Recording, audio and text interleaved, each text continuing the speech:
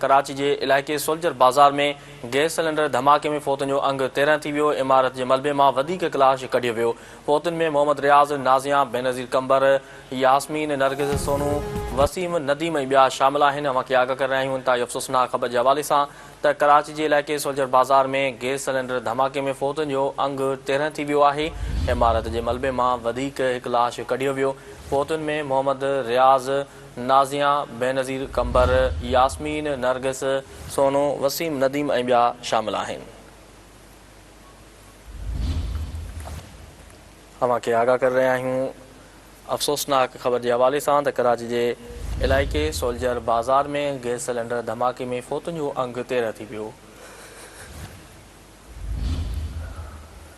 इमारत के मलबे में वधीक क्लाश कढियो वियो। फ़ौतुन में मोहम्मद रियाज़, नाज़िया, बेनज़ीर कंबर, यास्मीन, नरगिस, सोनू, वसीम, नदीम ॿिया शामिल आहिनि। वधीक तफ़सील मालूम कंदासीं। टेलीफोन ते मौजूद आहे कराची खां सिंध टीवी न्यूज़ जो रिपोर्टर अब्दुल ख़ालिक मंगी। जी अब्दुल ख़ालिक, हिन वक़्तु फ़ौतुन जो जेको अंग आहे उहो 13 थी वियो आहे। वधीक तफ़सील हिन वटि आगाह कजो।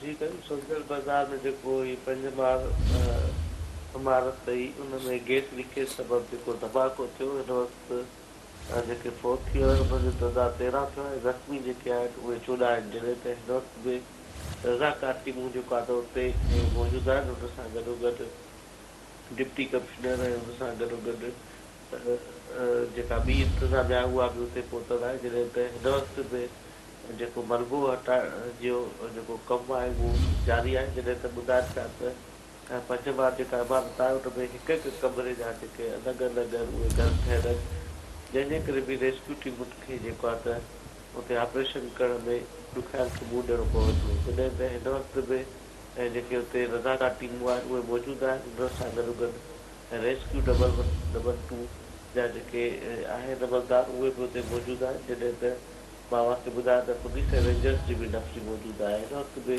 मलबो हटाइण जी जेका कोशिशि कई पई वञे ऐं पहिरां जेको आहे फ़ौतुन जो अघु 10 हो, हिन वक़्तु 13 थी वियो आहे। अञा वधीक जेको आहे त फ़ौतुन जो जेको अंग आहे उहो वधण जो ख़दशो आहे। हिन वक़्तु बि उते जेको आहे त मलबो हटाइण लाइ कमु जारी आहे। जी ठीकु आहे अब्दुल ख़ालिक, तफ़सील ॾियण लाइ वॾी महिरबानी।